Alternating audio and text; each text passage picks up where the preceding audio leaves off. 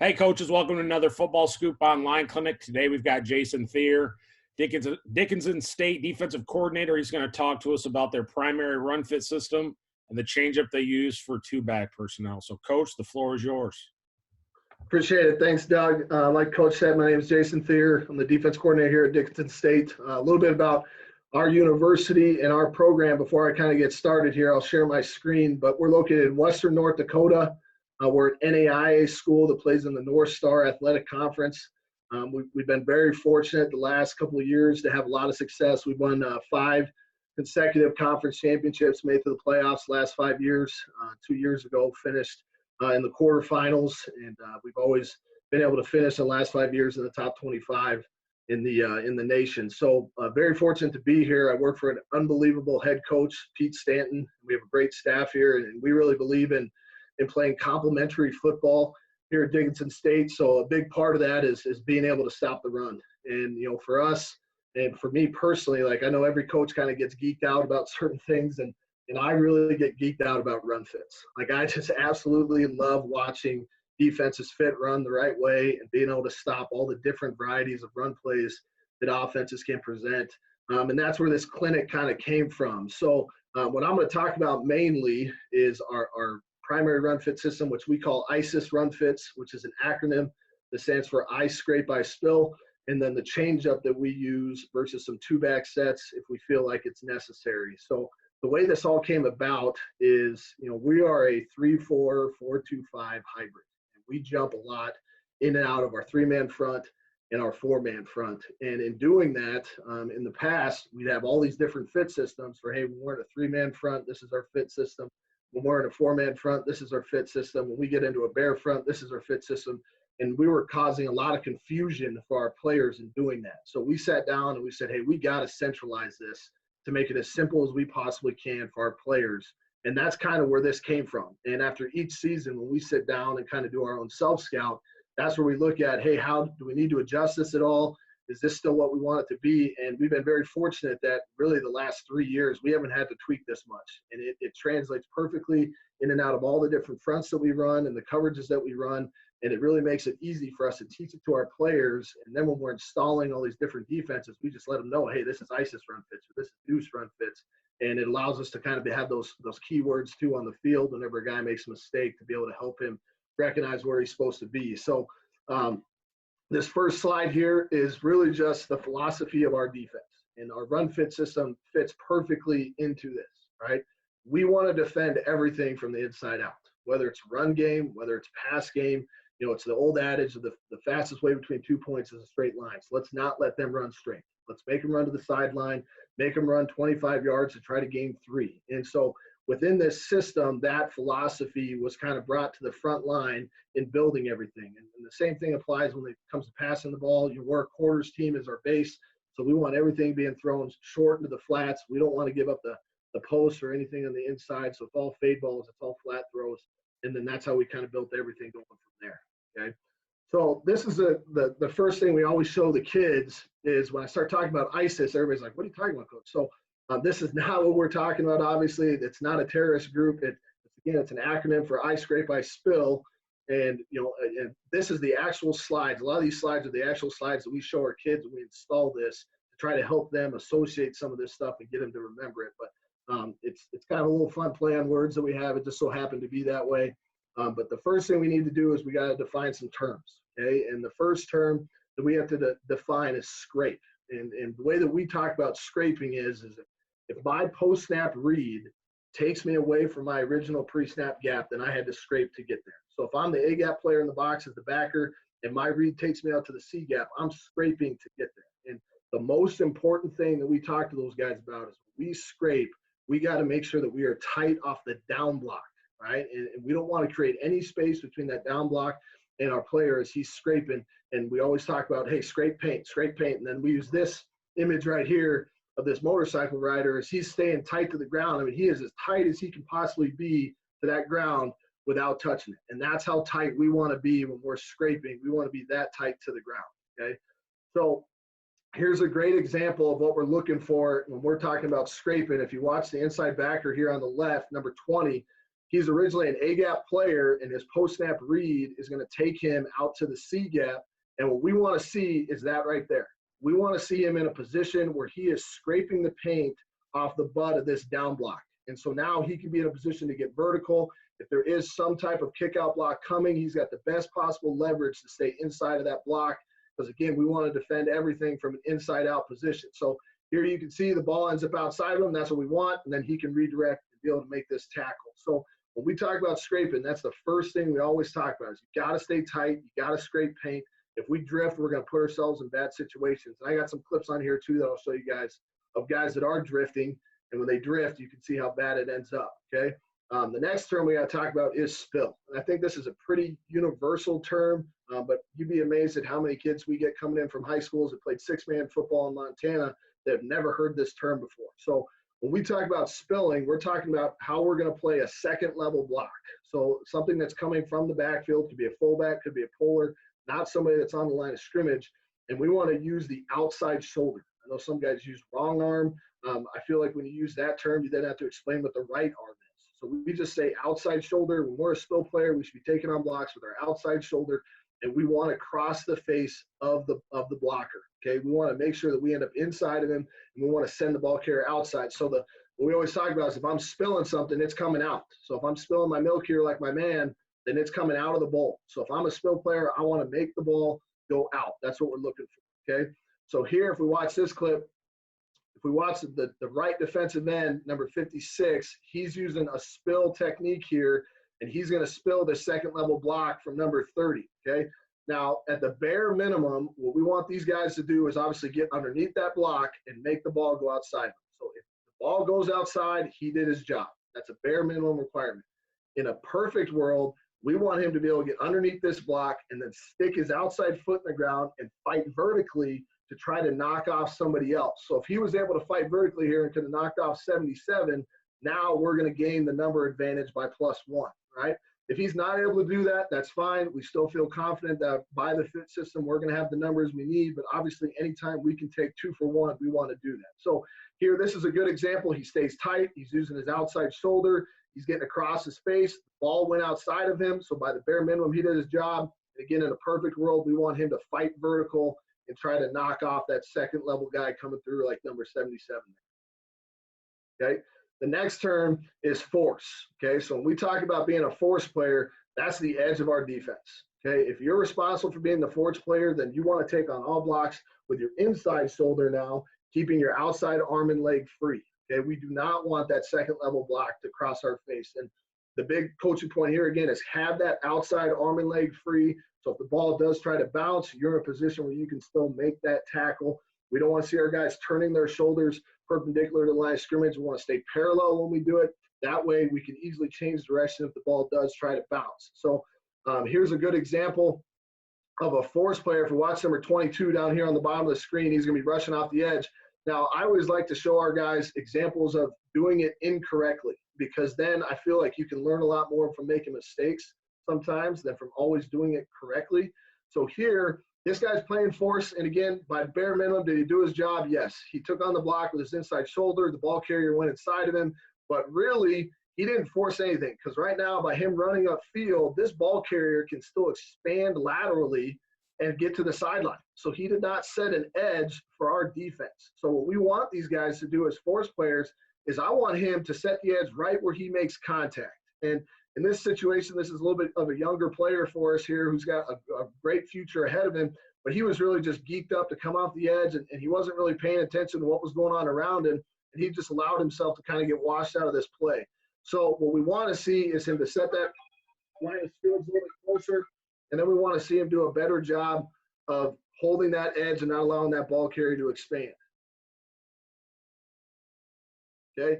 And then the next couple terms that we'll define here, these terms have really got put into this fit system all due to the RPOs. And, you know, 5-10 years ago, I never once talked about what a gap player was or what a conflict player was or what a bonus player was. But as the RPO has become a bigger part of our game, it's become much more important for our players understanding what their responsibility is. So the first term is a gap player. So if I tell one of our guys, hey, you're a gap player, he understands all I'm worried about is a gap in the box. I don't have to worry about holding off any throws in the RPO. I can be extremely aggressive against the run. If I read run, I can trigger. I don't have to worry about the quarterback reading me or in any type of situation. So obviously gap player is what most of our guys want to be. They want to be gap players above anything else. The next one is a bonus player. So for us, what we term as a bonus player is somebody who is not responsible for a gap in the box. So his sole responsibility now is to hold off that RPO throw. And what we tell him is, you're playing the throw to the quarterback. So first we want to hold off that throw. Once we know the quarterback's not throwing it, if he goes to run, you can then become a secondary quarterback player for us if it is a full triple option type of RPO. So the other thing that's really great about bonus players for us is we can manipulate these guys. We're playing a team that doesn't really throw the RPO. We can insert the bonus player as an extra quarterback player immediately. We can insert him as an extra player in the box. However we want to manipulate our defense, we're able to do that with our bonus player, okay? And then the last one here is a conflict player. And this is by far the most difficult thing to do against RPO teams. If you're the player that's being put in a conflict, and I've heard plenty of offensive coaches talk about how, we're going to put this player in a conflict. We're going to put this player in a conflict on this play. So what we try to do is determine who the conflict player is going to be instead of the offense getting to determine who the conflict player is going to be. And the way we define a conflict player is somebody that has a gap in the box. So he's a primary run defender in the box, but he also has to hold off a throw some way. So he could be on an extended number 2 and have the C gap or the B gap. It could be an extended number 3 and have the C gap or the B gap. But that guy has to be patient. He cannot be aggressive against the run because there's a good chance he's being read. So we tell that guy, be patient, be slow to go, fast once you know. And what we really teach him to do is just pop your feet as you're reading. And we want to keep our eyes right on the quarterback because he's going to tell us if the ball is being handed off or not. If we see an empty hand in the QB, then we can figure out and run fast. If we see the quarterback still got it, now we want to be in position to hold off that throw. So this next clip here is a great example of all 3 of those things. So it's going to pause here, and I'll kind of talk about each one of them. So my backer in the box here, number 7, which is right here, he's a gap player. He doesn't have any responsibility to anything except for a gap in the box. My backer out here, he's my conflict player, number 4, because he's got to hold out the throw to number 3 as well as play a gap attached into the box. And then my bonus player here is number 22. He has no responsibility to any gap in the box. He's completely tied into the RPO throw. And all 3 of these guys play this just about perfectly. So 7 here you can see is being super aggressive against the run. He's got his own look. He's going to trigger. He's going to go try and make a play on the other sideline. That's awesome. That's what we want to see out of a gap player. If you watch number 4, he's the one in the conflict. See how he's just popping his feet? He's not gaining ground. He's not losing ground. His eyes are focused directly on the quarterback. And once he sees the empty hand, he triggers. And you can see he gets in on this play. I mean, he's making the tackle right at the line of scrimmage, right there with 7, because 7's forcing the ball carrier to try to jump outside there to where number 4 is at. And then number 22 here does a good job. He's expanding with the bubble. He's still in position where he can help break on the pop throw to number 3 as well. So he's doing a great job as a bonus player also. So right there in that one clip, we're getting all 3 looks here of a gap player being aggressive, our conflict player being patient, and being able to still make a tackle for a 0-yard gain on 1st and 10. Okay? So now that we've kind of defined the base terms, we can talk about how exactly the fit system works, okay? And the first thing is we talk about the rushers, okay? And so if I'm a rusher, and in our defense, it could be the 4 defensive linemen, it could be the 3 defensive linemen and a backer if we're in a 3-4 scheme. That's why this carries over so easily for us in everything, is I got to understand what type of rusher am I if I'm not getting blocked at the line of scrimmage. Am I going to be a bar rusher? Am I going to be a CBR rusher? Am I going to be a chase rusher? And the first one that we'll talk about is our base technique, and we call that CBR, which stands for cutback, boot, reverse. And what we're trying to get out of this guy is for his body to be in the cutback, and then he's responsible for the boot and reverse coming around. And the coaching points that we give him is, hey, you're playing surf to skate. So we should be squeezing out the air between my hip and that down block's butt.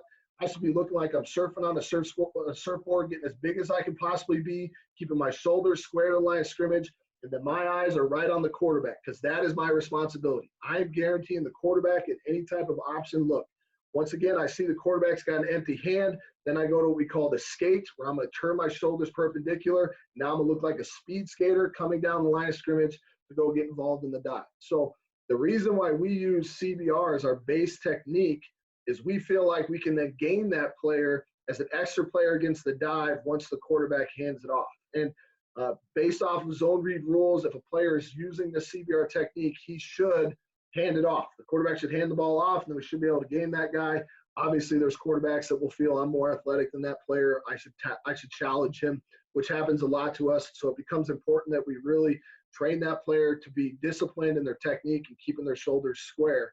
Now, when we are CBR players, we are spill players. So that's the other part of it is our guys understand when I'm playing the CBR technique, I'm spilling. So I'll spill all second level blocks. So here's a really great example of a CBR here drawn up on the Go Army app. So our guy's going to squeeze that space, work to stay square to the line of scrimmage, and his eyes are on the QB. Once the QB has pulled it, we're going to work out, and we're going to play an inside out because we're going to have some type of bonus player. Like I said, our bonus player here can play the throw to the quarterback, and again, we want to play it and defend everything from inside out in our defensive scheme, okay? Now, if the quarterback were to hand it off, again, we're going to squeeze it. Once we see the ball's handed off, then we can gain that guy in on the dive, okay? And then, again, for second-level blocks, we're going to be spilling, so we're going to be taking it on with our outside shoulder and then work to get vertical once we get underneath that block, trying to knock off any second-level blocks that are coming as well. So here, if we watch number 92, who's going to be at the bottom of the screen, right?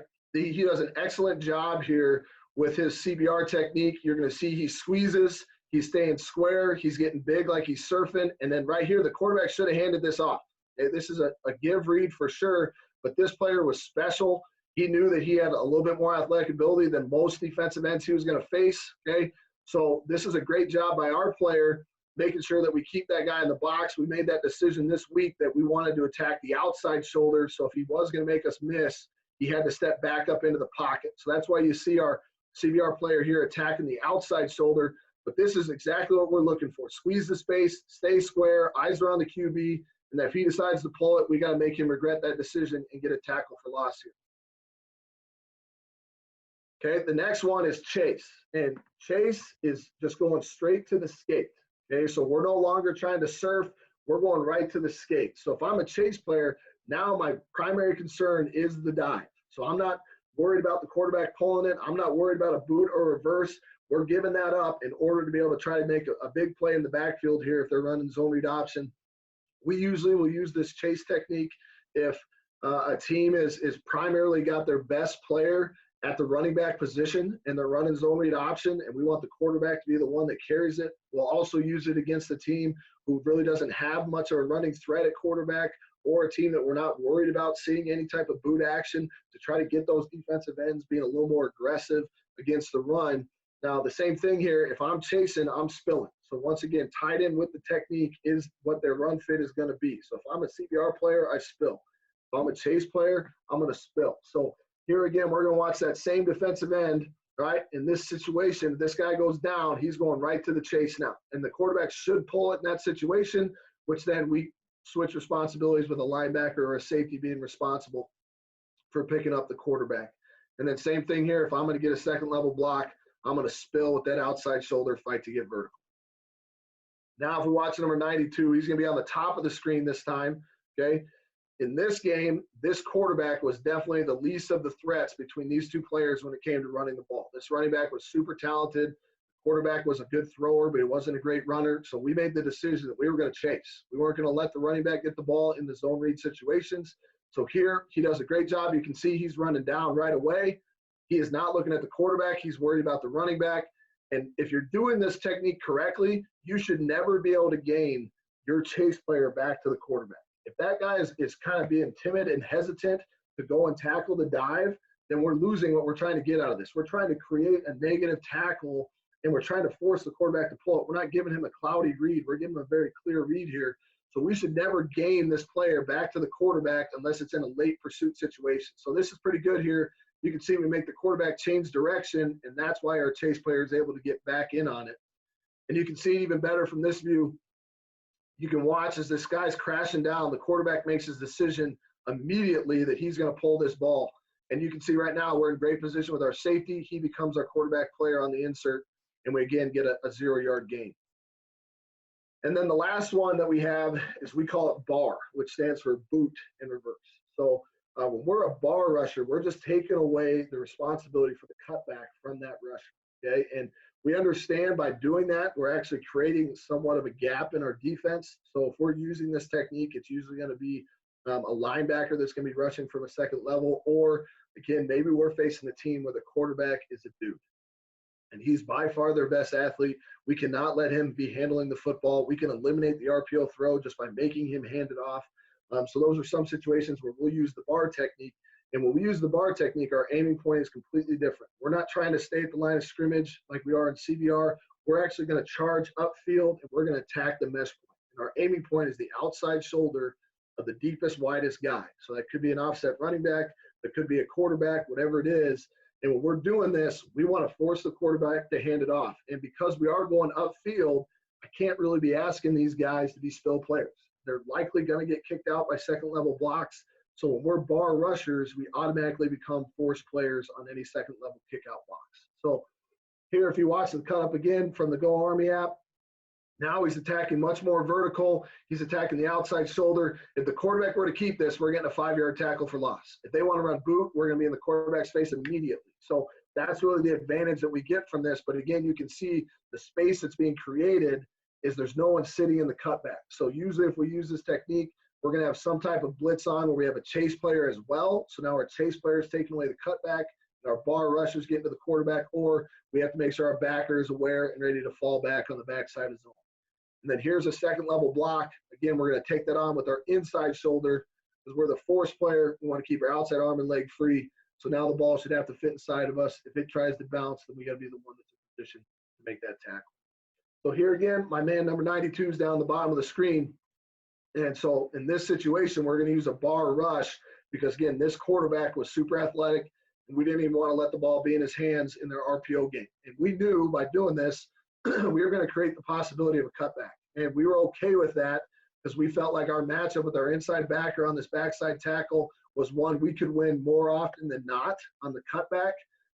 In this particular clip, we don't win that matchup. That guy climbs, he gets his hands on us, we don't beat the block. So this actually goes for 7 yards, but this is what we were looking for with this technique. We wanted the quarterback to have to hand it off.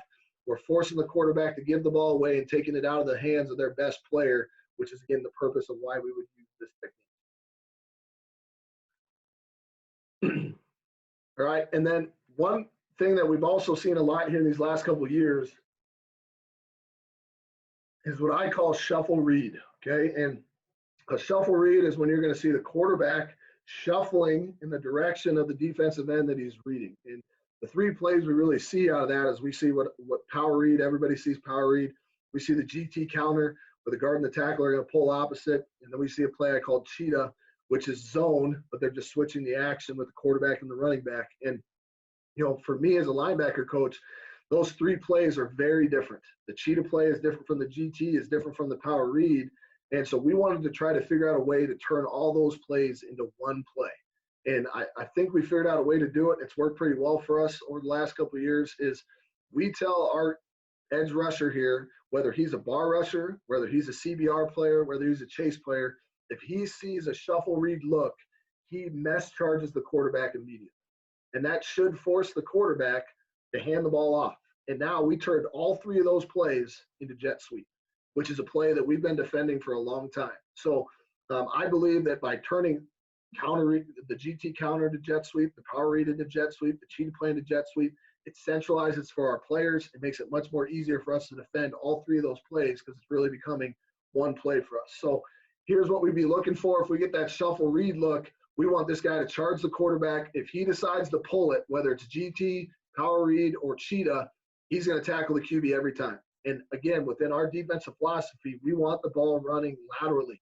So this jet sweep play is what we're looking for. We don't want a downhill type of power run play that power reads try to create. So here's 2 examples of using the technique correctly and not using it correctly. So number 9 down here on the bottom, here's what we want. We want him to attack the quarterback and force him to hand it off. And now we're going to give our pursuit a chance to get there. So here we just turn this cheetah play where they're zoning one way and just switching the action with the back and the quarterback into jet sweep. And you can see This is an outcome that I'm okay with because the ball is running laterally within our defensive philosophy, and we're able to swarm the football pretty well. Now, if you watch it from this other play, okay, now this is actually power read, but it's the same action in the backfield. It's still a shuffle read look. Same player, number 9 here. Now he attacks the sweep. And look at the difference here. Already, they've gained more yardage in the first 3 steps than on that pass play when that running back was having to run to the sideline. And the difference here is this quarterback's nowhere near as athletic as that running back on the play before, but he gained 6 yards versus the running back who gained 2 on the previous play. So we want this ball being handed off. We want to be treating this like jet sweeps. Whenever we're playing CBR, bar, or chase, we want to mesh charge this shuffle read and force it to be handed off.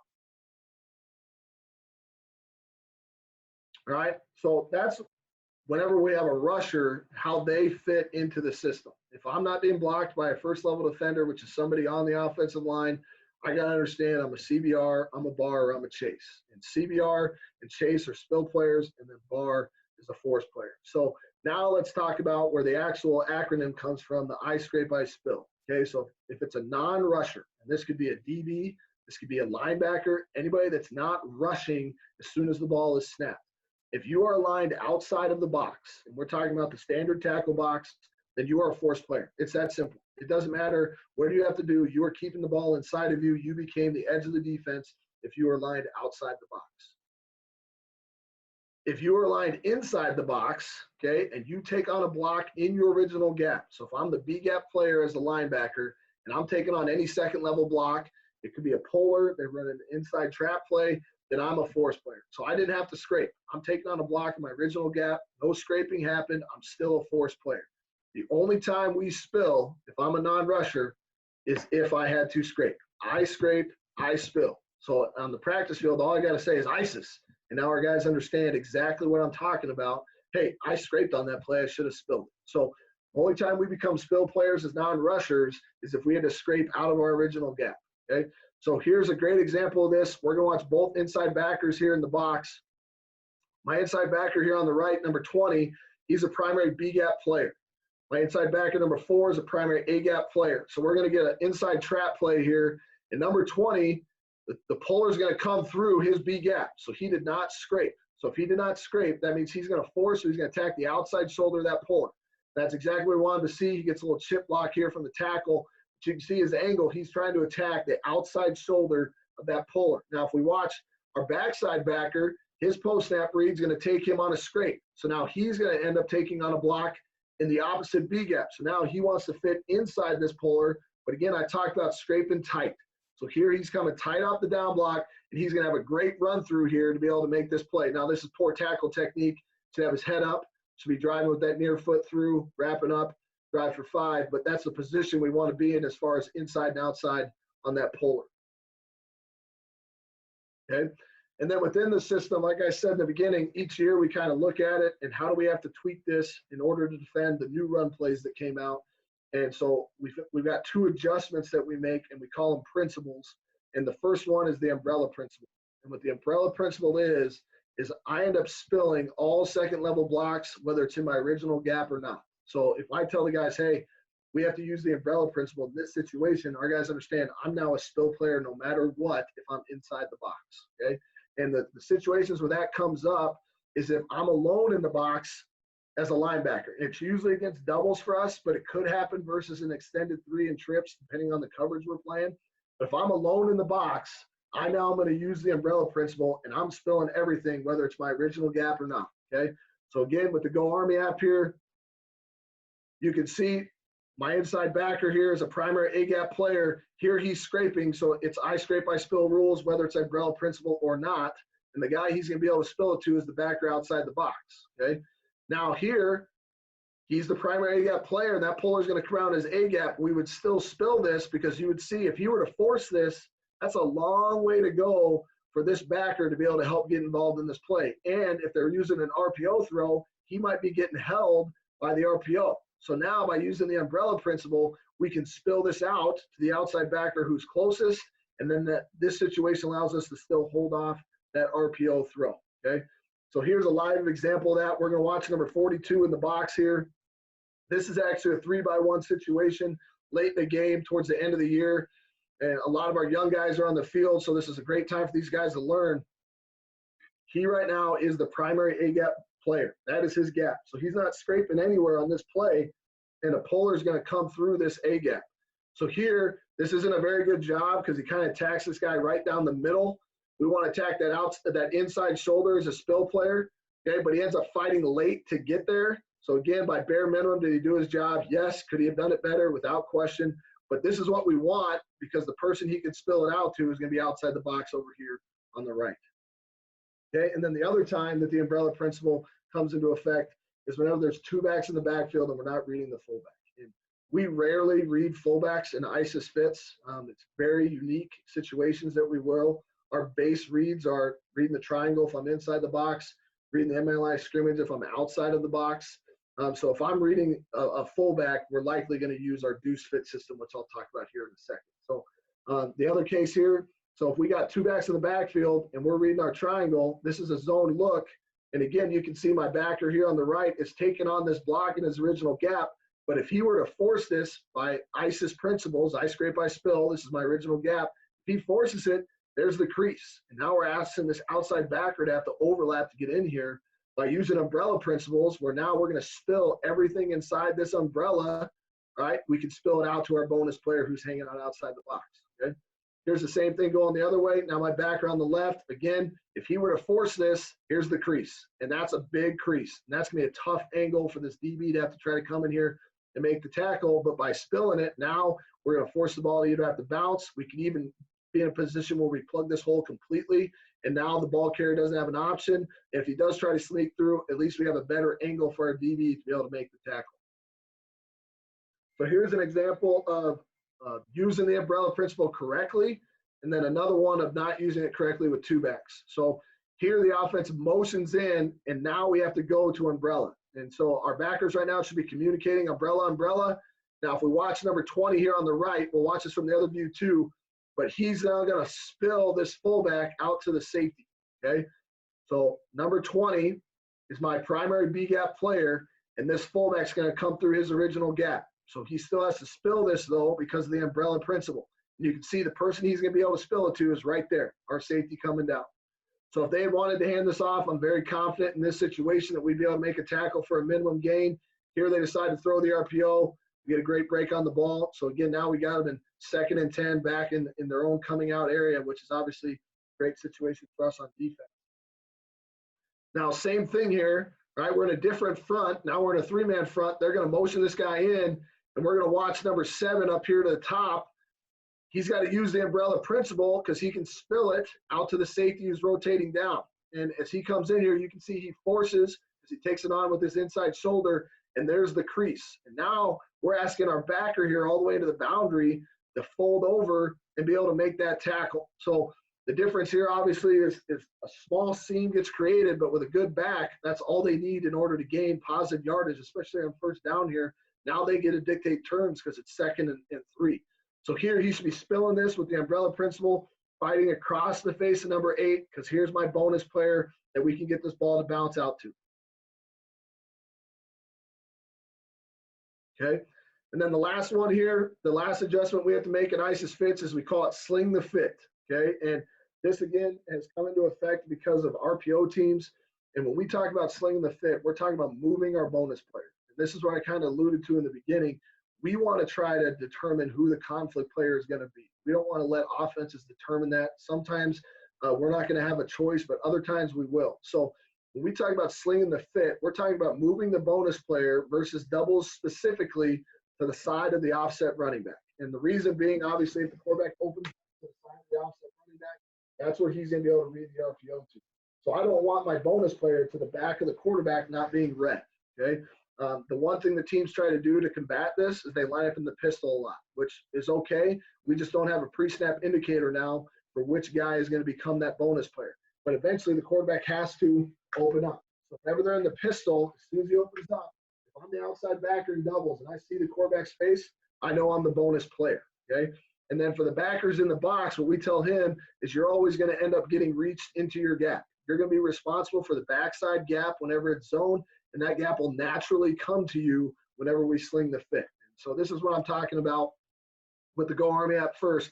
So right now, this guy in the pistol, we don't know who's going to be the bonus player, but this is who it's going to be based off of the direction that the quarterback's going to open up.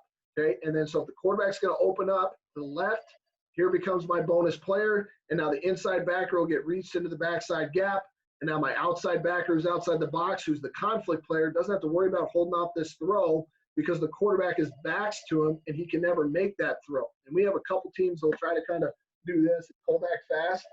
That's not an accurate pass, and we're usually in a pretty good position to defend those plays. Here's the same thing now. The quarterback opens up to the right. So now my outside backer on the right becomes my bonus player.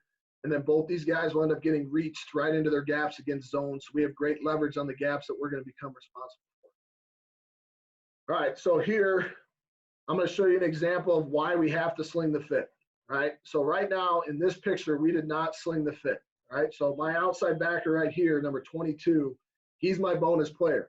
But you can see my bonus player is opposite the running back. So basic knowledge, there's a good chance the zone's going to come this way. The RPO throw is going to be over here. This is my conflict player. So he's got to hold out this throw, and he's responsible for a gap inside the box. So you can see here, my bonus player, once the ball snapped, he's the one that we want to be getting red. He's not, the quarterback's not even looking at him. He's looking at my conflict player who has to hold off the throw. So now we're a gap short in the box, and this ends up being a big run on first down, okay? So this isn't a player issue. This is a total scheme issue. And this is why we had to put in this rule of slinging the fit. So you can see here, nobody here is wrong. My outside backer outside the box is doing a good job holding the throw first. My inside backer here is responsible for the A gap, right? And he's doing what he was supposed to do. He's falling back first for his gap responsibility. This is just a bad scheme. This is on us as coaches completely. So here's the adjustment. If we sling the fit, now the backer to the offset back is the bonus player. So now if they read him, he doesn't have a gap in the box. They should hand it off, and then we're going to have everybody in the box loaded. And that's exactly what happens on this play. They're going to try to read this outside backer. He can be patient, hold off the throw. The ball's handed off, and now we get a tackle for loss. There's no open gaps for the running back to crease through. Everybody else can play fast. And that's the whole purpose of why we sling the fit versus these doubles looks, okay? Here's a couple clips of just some fits, all right, using the ISIS fit system. So here we're actually going to get pin and pull outside zone. Number 22 here is our bar rusher. So he's a force player. And then we're going to have two players inside scraping. And something worth mentioning is when you see pin and pull outside zone, you can get two pullers on the edge. And one thing our guys always would come to the sideline and I'd be like, hey, you're supposed to spill that. And they're like, well, coach, I did. I'll say, well, which guy did you get inside of? Well, I got inside of the first one. I got inside the second one. So we had to kind of get our guys to understand that if both guys are moving together, if you're the closest guy, the play side guy and the pin and pull, we want to split two pullers. So if we get two pullers, we tell that guy to split it because then the backside guy doesn't have to quite as move as far to get over there. So as you watch it from this view, you're going to see number 7 is going to split two pullers. Number 33 is going to be the backside fitter. And then number 22 here is going to force the edge as the bar rusher. So 22 forces, again, not a great force because he's still running upfield. Here's my two pullers. So here's one right here. 2's about to come around. So 7's going to split them. And there's 33 on the backside. So that's what we're looking for whenever we get two pullers. Now here's a toss play where 22 is outside the box. 22 is our force player. So we want him to attack the outside shoulder, keep his outside arm and leg free. So here you can see he starts to duck in maybe a little bit late. I'm pretty sure somebody was supposed to block our edge guy here, but we'll take this anytime we can get it. And then you can see both backers are doing a good job here. They're scraping, so that means they're going to spill any second level blocks that would possibly come to them in this situation. And then if we watch the backside guy, number 92, he's using a CBR technique, and I'll tell you right now, I think he turns the run a little too soon, okay? Now, this is a little bit of a situation where it's a young player, but it's also a situation where this team didn't run a lot of boot. So as soon as he saw the quarterback turn his back and pitch the ball, he's clear to turn his shoulders and start to run. But this is how we can gain that guy as a CBR player back in on the inside run plays. Then you can see Pursuit obviously gets in on the play. Here's his own read play out of doubles where we get kind of some squeeze sets. But again, let's watch my man 99 right here. This is a CBR, and this is lazy, okay? And everything about this is he stands straight up. He starts to turn his shoulders right now. The ball is still in the mesh point. If this was a better athlete at quarterback, he would have pulled it. But against this team, this guy never pulled it, not once. So that's what kind of allowed this guy to get lazy, and that's on us as coaches, obviously, to not allow that to happen. But this is what we're talking about, how those guys can get in on the play once they do turn to skate. Once they know the ball's been handed, the skate player can get in on that tackle as a CBR guy. Then again, here's my gap player being aggressive. Here's my conflict player. He sees the ball's been handed, so he can attack. All right, here's another gap scheme. All right, now this is an example of a very poor scrape, right? I scrape, I spill. So when he scrapes here, you can see he's drifting. Look how much space is between him and the down block, which makes it a very easy angle for the second level blocker to kick him out. Okay, now lucky for us, our backside backer does a great job scraping. He stays tight all the way through, and he's able to replace him. But we basically lost the defender here because this guy gets to block too, because our force player is coming down expecting to set the edge, and because we drift on the scrape, he gets 2. So lucky for us, this guy wasn't captured in the box, and he does a good job scraping, and we're able to get in on this tackle. But this is an example of what happens when we get too wide on a scrape. Okay, so that's ISIS, and then the next one I'll talk about here, and I'm perfect time management right now, is going to be deuce. Okay, and we are in ISIS maybe 90% of the time. So deuce is something that we do strictly as a changeup and primarily against 2-backs and teams that use a lot of Y-off wing sets in 2x2s, okay? So with deuce fits, this is the whole reason why we need it, okay? If we're playing ISIS fits right now, this is my bonus player, but they're gonna be able to put him in a conflict with this moving gap. These 2 guys are playing hard aggressive against the run, and when this guy whams and our safety comes down, our bonus player just became in the box where there's no gap. And so we're actually getting outnumbered here, and it's really easy for an offense to do this. So now you can see my outside backer is going to try to hold off this outbreaking route and be the force player on this wham block. So he's going to be wrong no matter what here. And this is, again, an example of the offense dictating terms. So with deuce fits, we're going to be able to eliminate this and take all the pressure off of this guy, okay? So when we go to deuce fits, everybody becomes a gap player. We're no longer having to worry about being bonus players. We're no longer worried about having to be conflict players, because if we're going to deuce fits, we're saying is we're going to bring the extra hat down into the box. It's like an 8-man box fit. There's really nothing revolutionary about this. This is old school 8-man box fits. So the 3 guys that are in the fit, like in this picture would be my safety, my Mike, and my Will, they're all going to read that fullback or that wing. And he is going to be their determining factor now. They're no longer reading the line of scrimmage, okay? And the rules are, if you're a rusher, you use the same CBR chase bar rules as you do in ISIS, okay? And then if you are an extended number 2 wide receiver, because again, it has to be a 2x1 look, or it has to be in a wing that's attached for us to be in this fit system, you're out of the fit. So now you can hold off that throw to number 2 in that last picture. You don't have to worry about being the force player on the wham block. So that guy's completely removed from the fit whenever we get into deuce fits. And then we just got to identify who's the middle fitter and who are the outside fitters. There'll be 2 outside fitters and 1 middle fitter. The middle fitter has the open gap, the side that fullback goes to, and he is a hard, aggressive downhill player, and he spills absolutely everything. So if the A gap's open to the side the fullback goes to, he hits it hard and fast. He's trying to get a penetration tackle.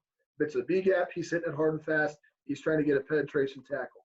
For the outside fitters, you attack the outside shoulder of the fullback if he comes to your side.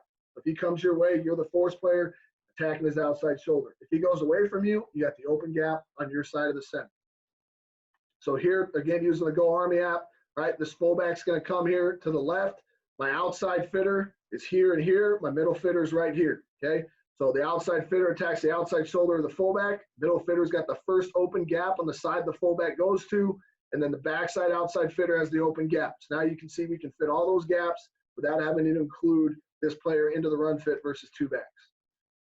The fullback goes to the right here. Now he's off tackle. Okay, again, my outside fitter is going to attack the outside shoulder. Middle fitter's got the first open gap, the side of the fullback, so that would be the B gap, and then the backside fitter's got that backside A gap. Okay, here you can do it from what we call a boss alignment as well. It doesn't have to be from a safety at depth. Same thing, fullback's off to the tackle, outside fitter, outside shoulder, middle fitter, first open gap, the side the fullback goes to, outside fitter, backside open gap. Same thing, now he starts inside. All right, I think you guys kind of get the picture. Now, the one thing we got to be ready for, though, is gap scheme with 2 backs. So if I'm the backside fitter and my gap leaves me because the fullback and the puller are going the same direction, we do what's called run the tracks. We follow because it's too much to ask a guy to transition his eyes from a fullback back to the line of scrimmage. We're, again, going to slow that player down, and that's not what we want to do. So in this situation, we tell that backside fitter, if you go to fit your backside gap, that gap's moving, you're running the tracks, and you're going to keep running until you find daylight, okay? So here's an example of that. We get the puller going to the right and the fullback, so my backside fitter here is going to run the tracks, and this is the only time we overlap. Because of the way that we read the triangle, we are always a scrape and replace team with our inside backers. But when we get induced fits, if we get gap scheme, we should see an overlap from our backside player. Again, you can do it from a boss alignment. So here, first open gap for the middle fitter, the side the fullback goes to, attack the outside shoulder for the outside fitter, backside fitter, my gap's leaving, I'm running the tracks. All right, and then here's an example of this being put into a game. So, and it doesn't have to be like a power run team. Like, again, this is an RPO play where we went to a deuce fit. So my safety up here is the outside fitter, my inside backer here's the outside fitter, and then right here is my middle fitter. And the way we know that, again, is the guy who's to the extended number 2 wide receiver side is out of the fit. So that makes him outside, middle, outside, okay? So the person that reads is this fullback. So if I'm the outside fitter here and the fullback's going to go to the right, I got the first open gap on my side of the center. First open gap, the side the fullback goes to, and I'm attacking the outside shoulder of the fullback. So there it is. Here's an RPO throw. Now we're taking away that RPO. And you can see, first off, never leave your feet. Allows an athletic quarterback to get the edge on us. But again, this is a 1st and 10 play, and we're going to be able to get them in a situation where we get to dictate terms in second down. Watch it from this view. It's the last clip I got here, perfect time management. Okay. So again, first open gap, the fullback goes to. He's got the open gap on his side of the center. So this guy's actually wrong right here. There's his open gap. If they'd handed this off, there's the crease. So 4's in a bad spot, 7's good, and then my safety's in a great position on the outside shoulder holding off the RPO. Perfect. Awesome, Coach. I feel like the term system gets thrown around so much, but that's about as detailed as I've seen, man. So great job. How do you handle GT bash? Or I think you called it, a form of the zone. Yeah, so the back going to the perimeter with the quarterback as the A-gap runner with GT. Oh, so cheetah? Yeah, you call it cheetah. So first off, I hate that play. Absolutely hate it. And that play is probably giving us more headaches in the past couple of years than any other one. And our answer is to tell that edge player, regardless of what technique he has, is mess charge it. If we mess charge it, it's going to turn into jet sweep. And then the way that we teach our inside backers is when we read the triangle, the last piece of the triangle is the backfield action. So they'll recognize the fast flow action, and then they'll follow the fast flow action. And we've been really fortunate here that when we recruit, obviously as a college, we recruit inside backers that can run. And we've got some really good ones. So as long as our force player is going to send that ball back inside, our inside backers usually chase that guy down at about a 1 to 2 yard gain, if not a negative. And most teams aren't going to run that play over and over and over again to make their running back or their wide receiver on a motion run 30 yards a game too. And then teams usually stop running. Right. So how do your defensive ends or outside linebackers, how do they know which technique they're playing? Is that just a matter of drilling it over and over throughout the week and you kind of go in with a handful of things, or how do you guys handle that? So our base technique is CBR. So we tell them, if you're not sure, just play CBR and you're probably right.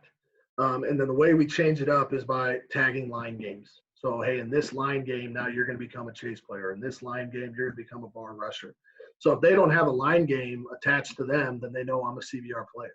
And so within the line game, that adjusts their technique. And again, that doesn't affect anybody else. If you're not rushing, am I outside the box? Am I inside the box? That's all they need to know as far as how they're going to fit it. Right. Great stuff, Coach. Appreciate you taking the time to join us. Yeah, no problem. My pleasure.